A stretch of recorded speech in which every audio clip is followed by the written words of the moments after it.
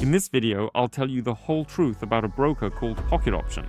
You've probably already heard about it more than once. And if you're watching this video now, you're interested in learning about withdrawals, about the broker's manipulations, and also in finding out all its real downsides. In this video, I'll be having a call with someone who actually worked at Pocket Option for almost a year and a half. Someone who knows all about how they operate from the inside, all their inner workings. Today, we'll go through all these aspects, and I truly hope you'll enjoy this video. So, make sure to grab some popcorn in advance, settle down on your sofa or somewhere comfortable, and I wish you an enjoyable watch. And now, a bit of background and a disclaimer, which I simply have to include here. So, how did it happen I got to know this person? To be honest, it was just an ordinary bay. I always have trades going on. And in the evening, I just sit there sorting through chats, talking with all of you, my dear viewers, as well as the subscribers of my channel. By the way, if you're interested, I'll leave a link to it below, pinned in the comments, as well as in the description for this video.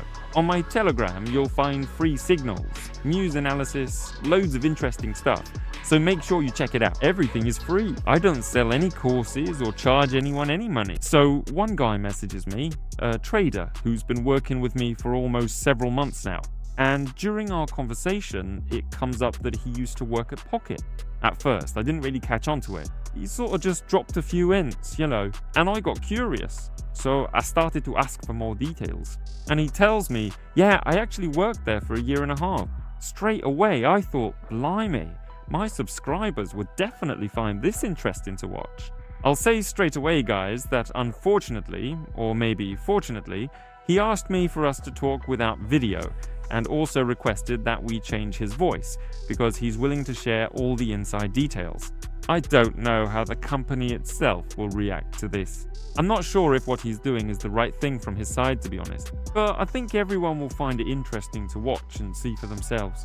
I've put together a list of really tricky questions, to be honest, and I'm genuinely curious myself. We're only going to be talking over the phone now, and I'm interested to see how he'll answer them.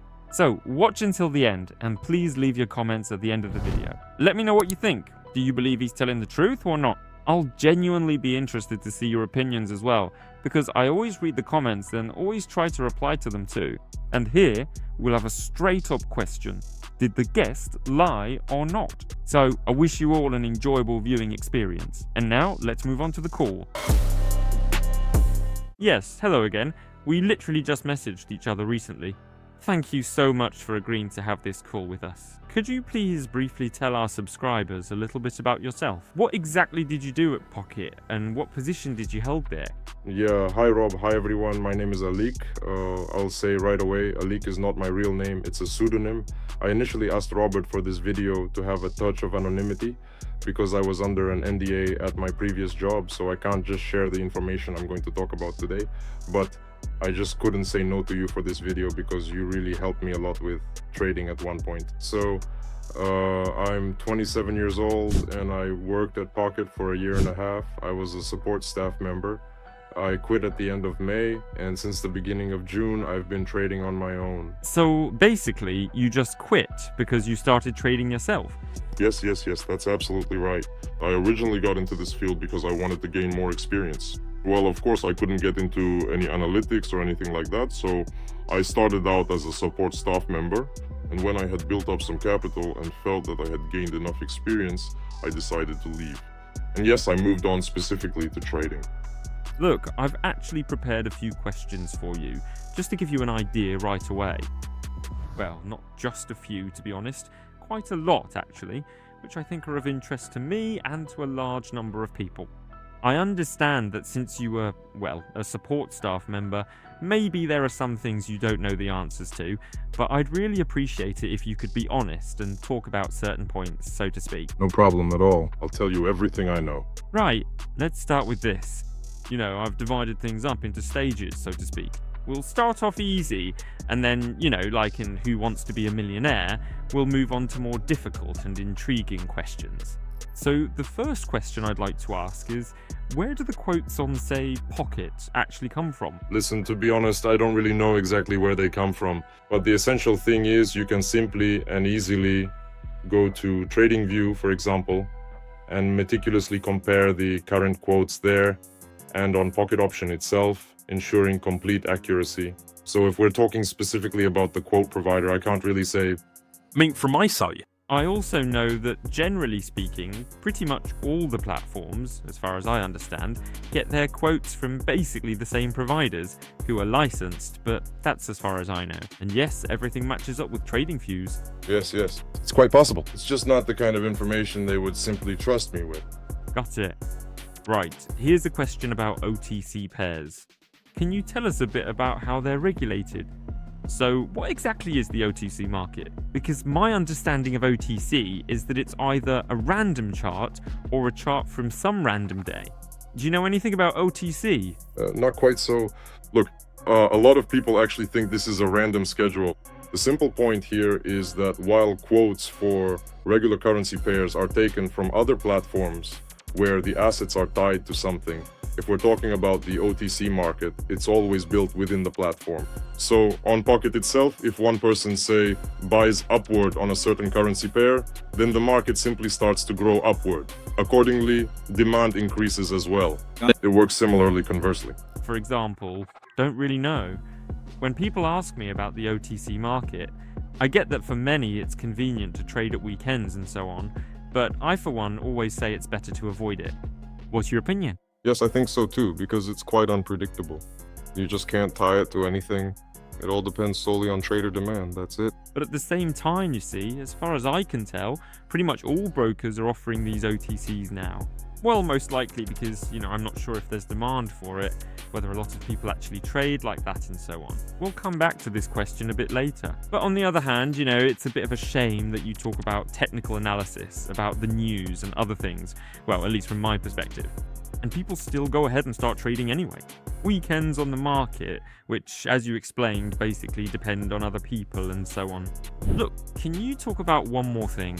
This is something a lot of people, especially my followers, are really interested in. Why is verification on the platform even necessary? Can you talk about that? As I understand it, you interact with it directly, so to speak. Yes. I have interacted. Look, in general, there are several reasons for verification. The first and most obvious is simply to protect traders' accounts from basic fraud.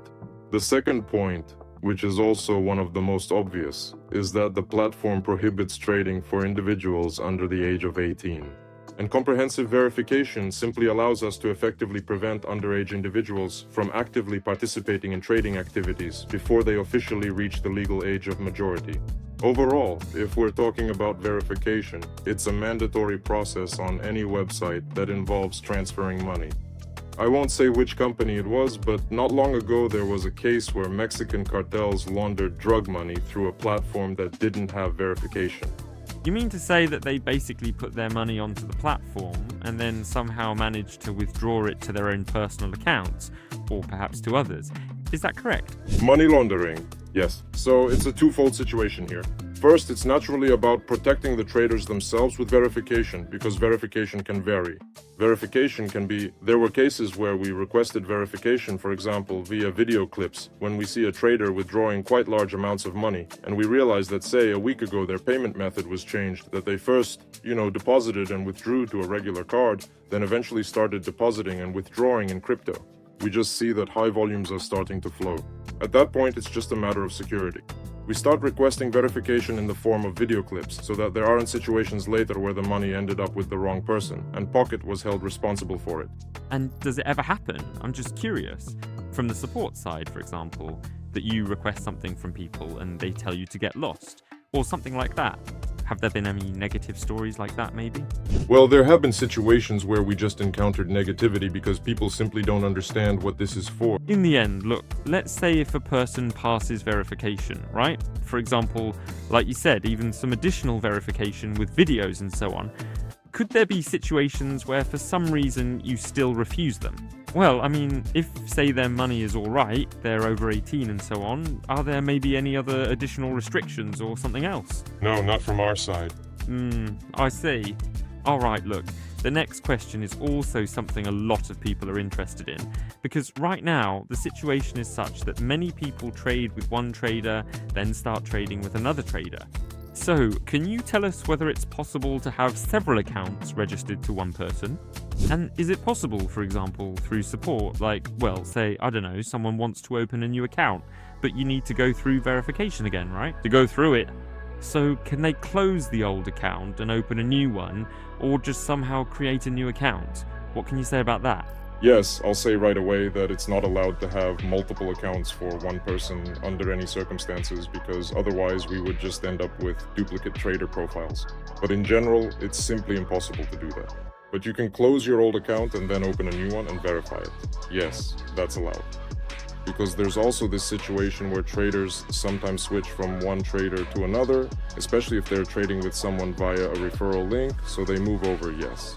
In that case, you can close your account, open a new one using the referral link, and then verify it. But you absolutely have to do this only after your previous account has been closed. I understand you. Look, can you also explain why there are different minimum deposit amounts? And in general, how are things now with making deposits? I realize your information might be a bit out of date, so to speak, because how long has it been now? It's been half a year since you... Yes, about half a year roughly. You said you left in May. Alright, can you tell me about the payment systems? I mean, what methods are used now? How does it all actually work? Why are there any problems? Why are the amounts different? Yes.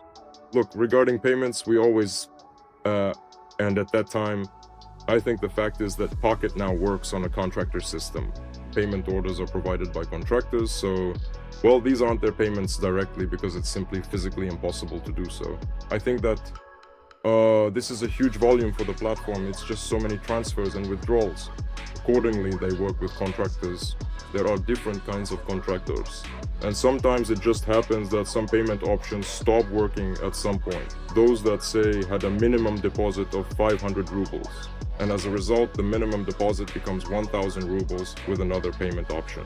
Pocket is gradually working on this, gradually adding new payment options, and striving to make the minimum deposit lower and lower, so that anyone could come in and try trading.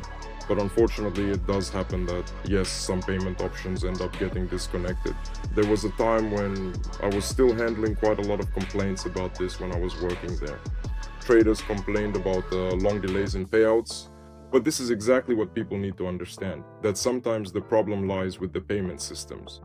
Wait, and when you say long, how long were the problems lasting? A week and a half.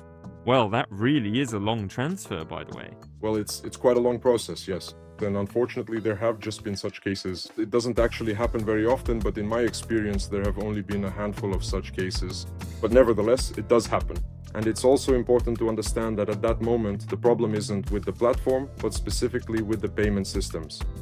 Naturally, we try to resolve everything as quickly and efficiently as possible. At the moment, Pocket is trying to resolve all this without me. But yeah. As I understand it, even now, though I'm not sure if this is true, but most people still top up from cards, not with crypto. Probably right now at this very moment, I can't say for sure, but I think yes. But I'll say right away that if we're talking about cryptocurrency, it used to be much easier back then both to deposit and withdraw. Well, I just know that when there were issues with the payment systems, and actually, you know that I also trade on Binarium, or rather, I'd even say mainly on Binarium, they had the same problems too. These issues were everywhere, especially when the problems with peer-to-peer transfers started. But now, it seems like both on Binarium and on Pocket, there are no problems at all. For example, you can top up using a card as well. But to be honest, I think crypto is always more convenient. By the way, when you trade, do you top up with crypto yourself? Yes. Guys, I just want to point out, even someone who works at Pocket is trading now. By the way, do you trade on Pocket? And they use crypto as well, actually. Yes. So far, we've covered some fairly easy questions, let's say. The tension is going to rise, right? I think so, yes. Could you please tell us, do you do anything to deal with negativity online? I've actually seen quite a lot myself. If you just search online for something like Pocket Option or Binarium Reviews or something like that, on some sites there's some really harsh negativity written, or either there's a bad article or negative comments from people saying, for example, that they supposedly didn't get their 5,000 rubles withdrawn. Can you talk about that? And why do you think such reviews even exist? Listen, as a rule, no. We've never really dealt with negativity towards Pocket at all. I don't know, maybe something slips through from time to time, but as far as I can remember, that hasn't happened. In general, if a company starts chasing after everyone who registered, deposited 500 rubles, lost them, and then goes on various websites to write that, yeah, Pocket Option is a scam, while the company simply doesn't have enough resources to suppress all those reviews. People who know what they're doing, who trade, and if we look at the trading community as a whole, Pocket Option actually has a pretty good reputation. People who really make huge amounts of money. They already know that everything is fine in this regard. By the way, sorry, I just want to address the viewers here as well. Guys, I think your opinion will actually matter even more than what we're discussing right now. So write in the comments whether you've had any problems, or if you haven't, or if you've ever had issues with withdrawals, yeah? I mean, I think loads of people, apart from listening to our conversation, also go and read the comments, so leave your feedback. But in general, what do you think? Why do these cases actually happen when someone writes something like, they didn't pay me out? And actually, from what I've seen, for example on Pocket, I wouldn't say I trade there loads, but I do put quite a lot of money in, let's say, and I make a decent profit there. And they've always paid me out just fine, and whenever I see any negative reviews, the amounts are always, like 3,000 rubles, 5,000 rubles, maybe 10,000 rubles. I've never seen any complaints where someone says, I don't know, 1 million, for example, and they didn't get paid. Do you have any idea why that is? Or maybe someone messages you about it afterwards, I don't know. And I'll tell you even more. You're talking about 5 or 10,000 rubles. But we face negativity even when guys couldn't withdraw just 300 rubles. But do you know what the issue is there? It all gets completely absurd. Actually, all the problems come from people not knowing things. For example, we were just talking about verification, and I very often come across situations where a person simply hasn't completed the verification process, so they can't withdraw their money at that moment because they haven't gone through the procedure yet, and they're already off writing a negative comment. When they haven't even passed the verification halfway, it turns out.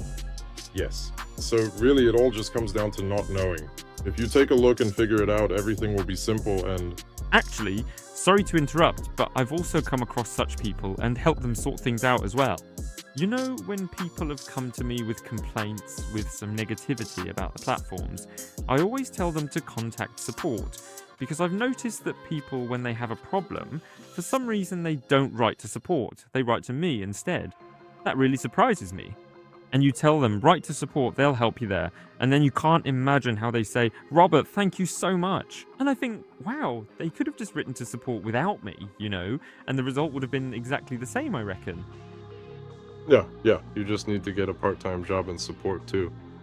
Exactly. Look, the next question I wanted to ask you, what's the maximum? I don't know, or maybe you've seen someone like that, or maybe you've had access to people, or I don't know, you've talked about something.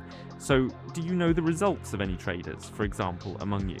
Yes, of course. I saw the results. What's the most impressive, let's say, result you've seen from a trader? I mean, for example, someone earning a certain amount in a day, or consistently, or achieving some result over a month. Let me say right away, this wasn't my trader. This was a colleague's trader. I can't give you the exact figure either, but I'll put it this way.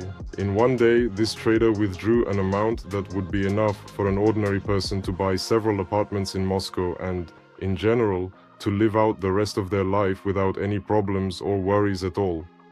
Well, that's really something else. But can you say, just look, again, obviously, you describe that amount in a sort of abstract way, and big money means different things to different people.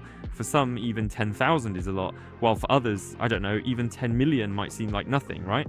In general, can you say, for example, if someone really on the platform, I don't know, let's say, of course, they'd have to be quite lucky, probably, but for instance, someone started trading with 500,000 rubles and made, say, 20 million, for example.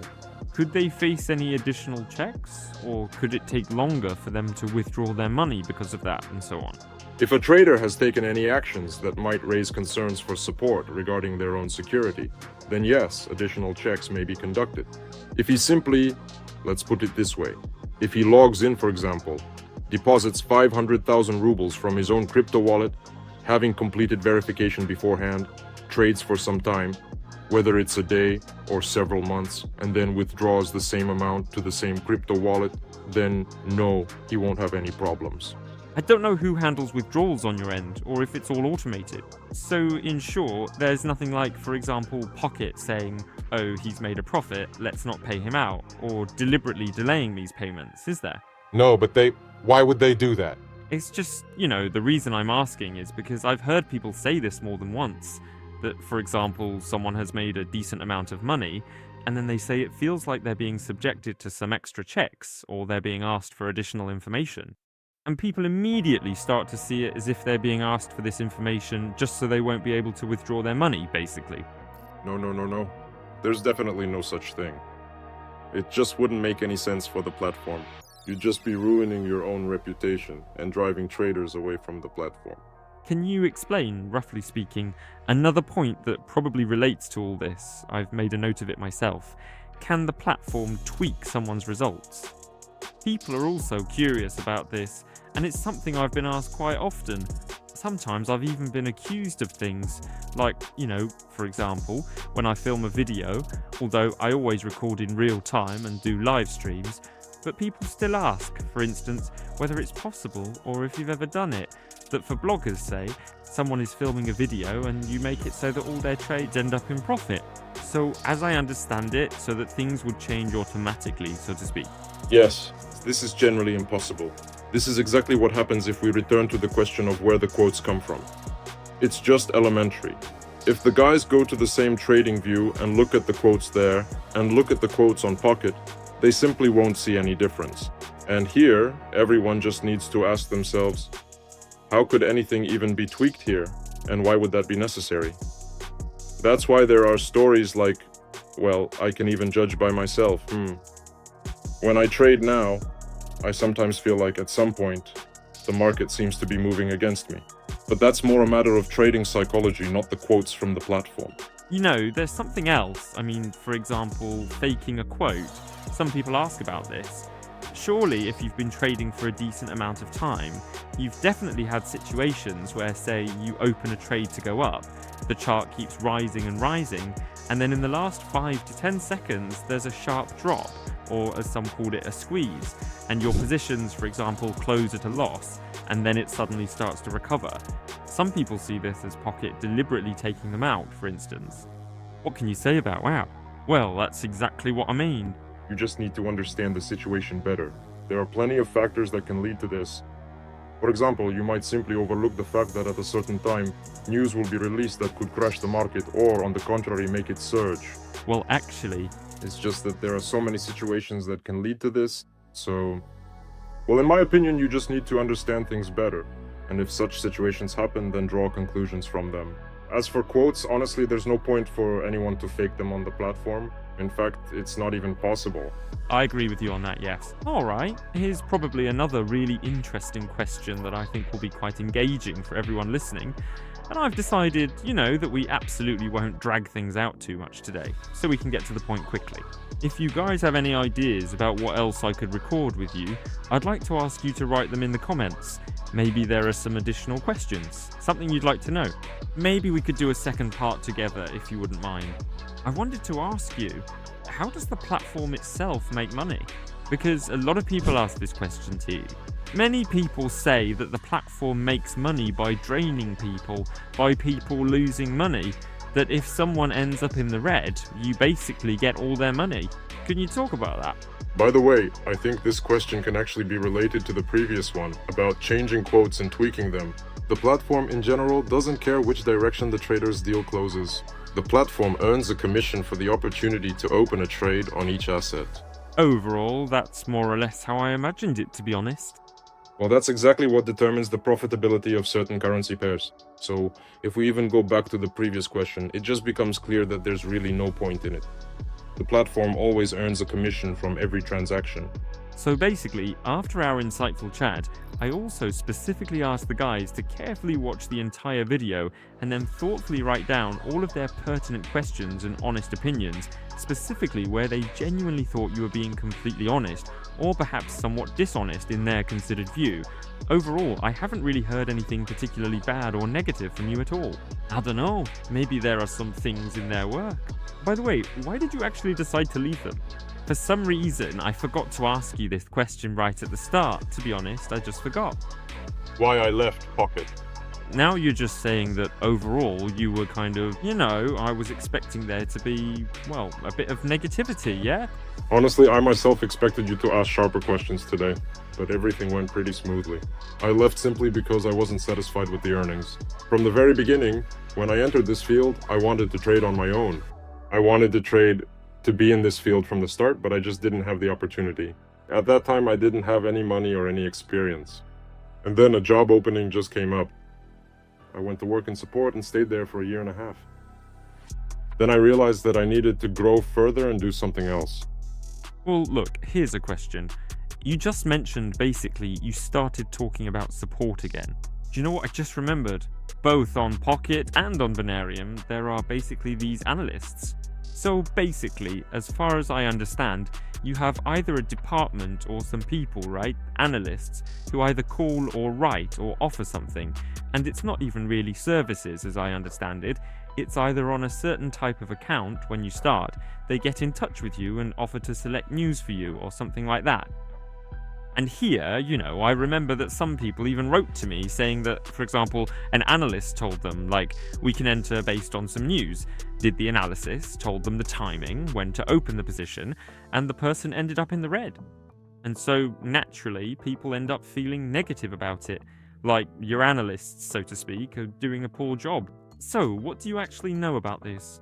Did you have such a department? How did it operate? And what can you say about this? It's just that people, I'll say it again, get the impression that they were, well, in the case of the person who told me about this situation, that he was, so to speak, deliberately set up to lose. Look, about the analysts. There were analysts. There was a whole team of analysts. I'll say right away, this isn't my department, so I can't give you anything particularly deep. But from what I know, there were about 10 to 15 people there. They mainly worked with, if you can call them that, VIPs, traders who had a significant amount of money on their balance to help them at certain points during trading. As for whether they deliberately led clients to losses or gave inaccurate recommendations, from what I know, from what I've heard, their selection process was quite strict, and I was told that almost 80% of their trades were successful. And were they mainly, sorry to interrupt, were they mainly giving information based on the news or on technical analysis? So, what exactly did their job involve? I can't say for sure here. Honestly, I can't say here. I don't know. Maybe someone. How exactly? Maybe someone was specifically focused on trading the news, while others were counting on calmer trading. I can't say for sure here. After all, everyone is an expert in their own niche. I see. About whether they lost money or not. Speaking from my own experience, I trade now, and no matter how confident I am in my trading and my analysis, I still have losses quite regularly. It just happens to everyone. And, well, even if I take responsibility now and some of my friends start trading, say, based on my signals, and they happen to catch me on a bad week, they'll just lose money and then end up being negative about it, saying that I led them into this. Although, well, in reality, it just happened that way because of the circumstances. Yes, I understand. It happens to everyone.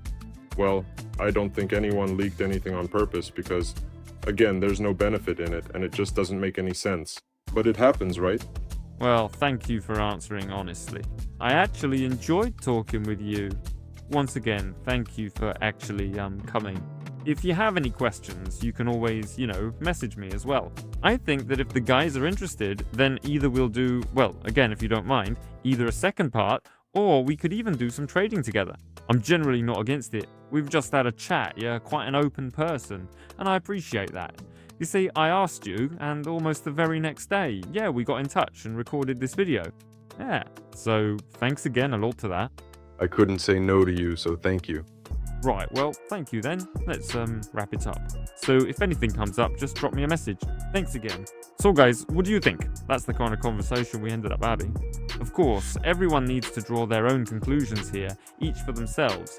But I can point out from my subscribers' side that, well, we really did get in touch almost the very next day. it seemed to me that on many questions, yeah, he answered quite fairly. Plus, obviously, for example, when I asked about quote providers, I don't know, maybe that really isn't his responsibility, but in some matters it seemed to me that, considering I've been in trading for 11 years now, I actually have a better understanding than he does. But still, in any case, a big thank you to him for getting in touch and sharing his insights. Because it's one thing when I'm telling something, or any other person for that matter, and it's quite another when it's coming from someone who knows all the ins and outs. I know all the secrets. If you have any questions, be sure to write them all in the comments. If you're interested, let's do this. Let's gather, say, 200 or 300 likes, lots of comments, maybe some shares, and then I'll record a second part, this time directly with your questions, if there are any. Let me know in the comments, do you think he answered everything honestly? I'm genuinely interested to hear your opinion, because it's one thing when you're talking to someone one-on-one, you know, and you start, to be honest, to see things a bit differently. Of course, even though it's through a computer, it's still hard for me to be negative or to disagree with someone, and so on. Because, as an interviewer, I'm still just starting out, you could say. But I hope you really enjoyed this video. If you did, give it a like, subscribe, leave a comment, and don't forget to check out the Telegram channel. There's loads of useful and interesting stuff there. Thank you all very much. See you on the road, and goodbye to everyone.